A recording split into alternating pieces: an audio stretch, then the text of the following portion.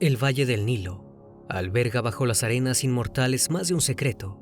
Prácticamente todos los años un nuevo descubrimiento aporta más detalles sobre la vida del antiguo pueblo egipcio.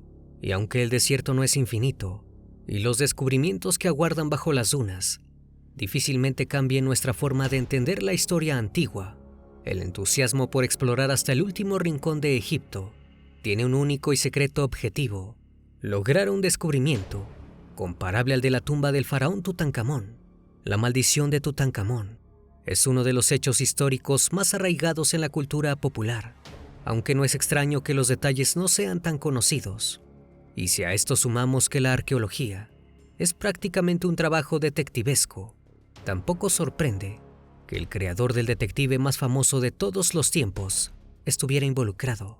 Arthur Conan Doyle, autor de los relatos de Sherlock Holmes, fue uno de los principales responsables de la leyenda de la maldición del faraón Tutankamón.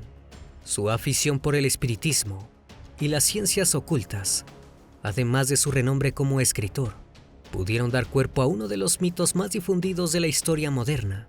Iremos hasta el fondo de la historia, donde la psicología, la magia y la prensa se unieron para dar forma a una de las leyendas más controversiales de los archivos del misterio de todos los tiempos.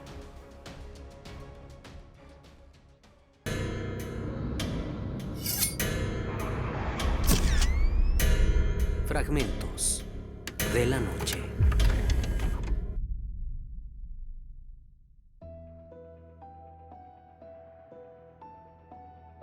Desde fines del siglo XIX, el Valle del Nilo fascinaba a Europa. Aventureros, científicos y curiosos recorrían ruinas y excavaban en busca de los tesoros del reino de los faraones. Con más o menos éxito, erosionaban como hormigas las costas del río en busca de fama y fortuna. Howard Carter no era la excepción. Llevaba ya 2 años trabajando en el Valle de los Reyes, cuando el 4 de noviembre de 1922 dio con la primera pista de que su trabajo estaba en buen camino. Según sus investigaciones, se hallaba trabajando en el lugar indicado, pero no había logrado ningún avance significativo. Y cuando ya empezaba a temer que había desperdiciado 2 años y muchísimo dinero, uno de sus obreros llegó corriendo a su tienda con una noticia impactante. Excavando en la arena, habían dado con una gran piedra que resultó ser el primer peldaño de una escalera que bajaba hacia las profundidades del desierto. Carter ordenó que todos los obreros abandonaran lo que estaban haciendo y se dedicaran a excavar en el lugar del hallazgo. Y ese mismo día, dieron con la puerta de barro cubierta de jeroglíficos que esperaba desde hacía 2500 años al final de la escalera, la entrada a una tumba. Pero Carter se vio obligado a detenerse en este punto. Su excavación estaba financiada por George Edward Stanhope Molyneux Herbert, quinto conde de Carnarvon, quien pasó a la historia simplemente como Lord Carnarvon. Y si, como Carter pensaba, se hallaba frente a un descubrimiento descomunal, Lord Carnarvon se pondría furioso si la tumba se abría sin que él estuviera presente, de manera que Carter envió un telegrama a su financiador, Lord Carnarvon, y su hija Evelyn partieron de Londres de inmediato y llegaron a las puertas de la tumba el 23 de noviembre de 1922. Al día siguiente, Carter y Carnarvon pudieron leer la inscripción en la puerta y comprobar que, en efecto, se trataba de la tumba de Tutankamón, hijo de Akenatón, fallecido a los 18 años. El 26 de noviembre, Carter y su ayudante, Arthur Callender, pudieron espiar en el interior de la cámara mortuoria a través de un agujero que había realizado en la esquina de la puerta. Ante la pregunta de Carnarvon sobre si podía ver algo, Carter respondió: «Sí, veo cosas maravillosas». Y así comenzó la leyenda de la maldición de Tutankamón.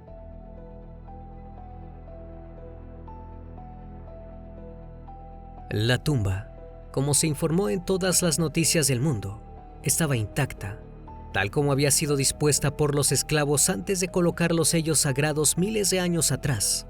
Cerca de 5,000 objetos entre estatuillas, tronos, divanes y altares fueron catalogados. Un tesoro arqueológico de valor incalculable. Hasta las fotografías de la excavación fueron parte del negocio y se vendieron a los periódicos por sumas increíbles para la época. Los ojos del mundo estaban puestos en las revelaciones que surgían casi cada semana, mientras se investigaban y catalogaban los tesoros de la cripta. Solo que 4 meses más tarde, en marzo de 1923, la desgracia caería sobre el mecenas de la expedición, Lord Carnarvon. La versión más difundida dicen que el sujeto fue picado por un mosquito en el cuello y que poco después se cortó la zona inflamada con su navaja mientras se afeitaba, una herida sin importancia que, sin embargo, se complicó en una septicemia mortal, sumada a una neumonía inexplicable. El 5 de abril, Lord Carnarvon inauguraba la lista de muertes asociadas a la maldición del faraón. Estos parecen ser los hechos. Sin embargo, la versión más defendida por quienes sostienen que la maldición de Tutankamón fue real dice que al momento de morir Carnarvon, un apagón dejó a oscuras toda la ciudad de El Cairo. Además, su perro, que se hallaba en Londres, lanzó un aullido desgarrador y cayó sin vida a la hora exacta en que su dueño moría a cientos de kilómetros. Y quizá la más espectacular de todas, afirma que la momia del faraón muerto tenía una marca en el mismo punto del cuello donde Carnarvon se había hecho la herida fatal. Este habría sido el deceso desencadenante. En los siguientes meses, toda una serie de personajes que habían estado relacionados con el descubrimiento y apertura de la cámara mortuoria del faraón comenzaron a perder la vida en circunstancias curiosas o directamente inexplicables. El medio hermano de Carnarvon, que también estuvo durante la rotura de los sellos de la cámara, falleció poco después. Arthur Mace, también parte del equipo, falleció en El Cairo de causas desconocidas. Otro arqueólogo, que había sido invitado por Carter a visitar la tumba, un tal George J. Gould, sufrió accesos de fiebre poco después de su regreso de Egipto y falleció poco después. Sir Douglas Reed, quien fue el encargado de radiografiar la momia del faraón, enfermó mientras todavía se encontraba en Egipto y pereció poco después en Suiza. Y la maldición no parecía limitarse a quienes habían estado personalmente en la tumba. Sir Bruce Ingram, amigo de Carter, pereció cuando su casa se incendió. Ingram había recibido como regalo de Carter algunos objetos hallados en la cripta de Tutankamón. Estos son solo algunos de los fallecimientos asociados al descubrimiento y profanación de la cámara mortuoria del joven faraón. Pero al parecer, la leyenda no nos ha contado todo, y es aquí donde entra en escena otra personalidad de la época, Sir Arthur Conan Doyle, un escritor aclamado y torturado por varios fantasmas, cuya imaginación pudo estar detrás de la maldición más famosa del Valle de los Reyes.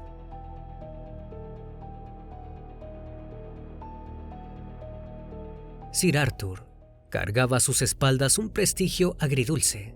Su personaje Sherlock Holmes había tenido un éxito increíble, pero el escritor no ocultaba su desagrado por ese renombre. Se consideraba a sí mismo un escritor mucho más versátil y sentía mucho más apego por el resto de su obra. Sin embargo, el público había decidido que su obra maestra era Sherlock, y Conan Doyle tuvo que soportar esa carga hasta el final de sus días. Pero el papel del escritor en el caso de la maldición egipcia provino de su mismo renombre. Fue él quien declaró abiertamente que la muerte de Lord Carnarvon y todas las que siguieron habían sido causadas por la maldición milenaria de los sacerdotes egipcios. De hecho, se sabe que Carnarvon llevaba semanas enfermo y que su salud nunca se había restablecido luego de un accidente que sufrió en su juventud.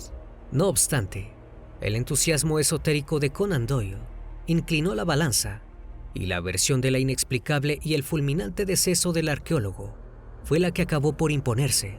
Porque si un autor era capaz de escribir historias que se resolvían a fuerza de lógica y razonamiento, sin duda podía relacionar causas y efectos con la misma precisión en la vida real.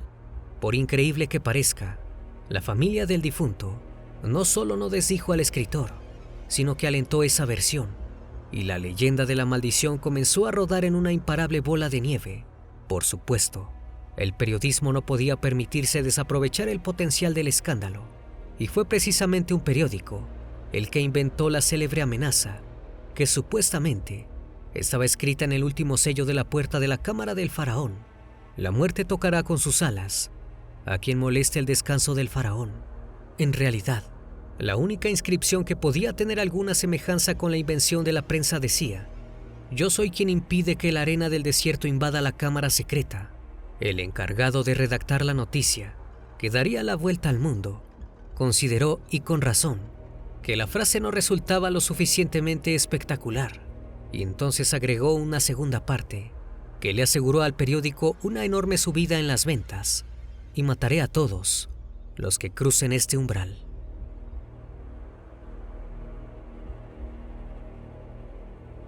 Los motivos que llevaron a Sir Arthur Conan Doyle a apostar públicamente por la versión sobrenatural detrás de los fallecimientos asociados al descubrimiento de la tumba no están claros, pero en su misma biografía pueden hallarse pistas. Por asombrosa que sea la potencia intelectual de un hombre, nunca logra escapar de las marcas dolorosas de sus experiencias, y podemos rastrear esto en la infancia del escritor. Él y sus hermanos no tuvieron una vida familiar feliz. Estuvieron largos periodos en casas de acogida, como si fueran huérfanos. La causa de esto era su padre, un alcohólico crónico que no estaba en condiciones de hacerse cargo de su familia. El resultado fue predecible. Al crecer, Conan Doyle se convirtió en un abstemio absoluto. Detestaba la bebida y todo lo que tuviera que ver con ella, pero no fue esa la única manera en que se esforzó por alejarse de la dolorosa imagen que guardaba de su propio padre. Arthur tuvo 5 hijos y fue un padre amoroso que los protegía y adoraba, cuidando de que ninguna de sus necesidades materiales o afectivas se descuidara. Por eso, cuando Allen Kingsley, su hijo mayor, falleció a causa de una infección que contrajo en las trincheras durante la Primera Guerra Mundial, el escritor no pudo superarlo. Al poco tiempo, comenzó a frecuentar los círculos espiritistas, que eran un verdadero furor en la Inglaterra de posguerra. Entre sesiones y consultas a clarividentes, buscaba una palabra de su hijo fallecido, algo que lo convenciera de que después de perecer, aún perdura algo de los seres queridos.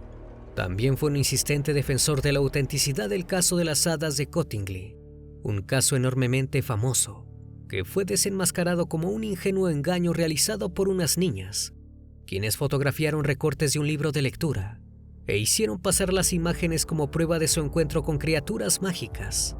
Y así, ante la falta de pruebas concretas en torno a las muertes de quienes investigaron la excavación en Egipto, Conan Doyle optó una vez más por buscar la respuesta en lo sobrenatural, y sin saberlo, puso los cimientos de una de las leyendas más repetidas del último siglo. Quizá la historia de la maldición de Tutankamón sea solo producto de su época y de la mística que se generó alrededor de las expediciones británicas, alrededor de los sitios más inhóspitos del mundo, en busca de riquezas y descubrimientos, aunque no puede negarse que es sugerente la gran cantidad de fallecimientos que ocurrieron en poco tiempo, y todos ellos relacionados con la rotura del último sello en la última tumba intacta de un faraón. Parte verdad, parte mito. La maldición del último rey de Egipto sigue siendo, como hace 100 años atrás, un misterio.